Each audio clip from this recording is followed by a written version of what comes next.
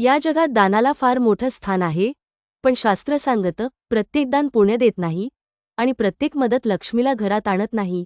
आजची ही कथा आहे दान, पाप आणि महालक्ष्मीच्या प्रवेशाची. धर्मदास नावाचा एक साधा गृहस्थ आपल्या पत्नीसमवेत राहत होता. घर लहान होतं, पण मन मोठं होतं. दर संध्याकाळी तो घराच्या दाराशी एक दिवा नक्की लावत असे. धर्मदास नेहमी म्हणायचा, दान केल्याने लक्ष्मी प्रसन्न होते. म्हणून कोणीही दारात आलं की तो न विचार करता दान करायचा. एक दिवस एक साधू त्याच्या दारात आला. साधू म्हणाला, मला तुझ्या घरातली दळणाची शेवटची पाटी दान दे. पत्नी थबकली. तिच्या डोळ्यात भीती होती, पण धर्मदासाने क्षणाचाही विचार न करता ती पाटी दान केली. त्या रात्री घरात चूल पेटली नाही.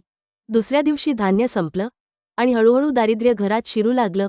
पत्नी रडत म्हणाली, दान पुण्य असतं, पण घराची गरज दान करणं योग्य आहे का? गावात एक वृद्ध ज्ञानी ब्राह्मण होते. त्यांनी धर्मदासाला सांगितलं, जे दान घराच्या स्थैर्याला तोडतं ते पुण्य नसतं, ते अज्ञानातून केलेलं पाप ठरतं. ते पुढे म्हणाले, घरातली शेवटची अन्नवस्तू, स्वयंपाकाची भांडी, दिवा, झाडू, मीठ या गोष्टी अज्ञानाने दान केल्या तर लक्ष्मी रुसते. मग ब्राह्मणांनी खऱ्या दानाचं स्वरूप सांगितलं, जेव्हा अहंकार नसतो आणि गरज ओळखून दान केलं जातं, तेच दान पुण्य देतं. धर्मदासाला आपली चूक कळली. त्याने ठरवलं, मी आता विचार करूनच दान करीन. त्या संध्याकाळी त्याने घर स्वच्छ केलं, दाराशी पुन्हा दिवा लावला, मन शांत केलं.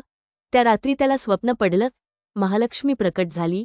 ती म्हणाली, जिथे स्वच्छता आहे, संयम आहे आणि विवेक आहे, तिथेच मी प्रवेश करते.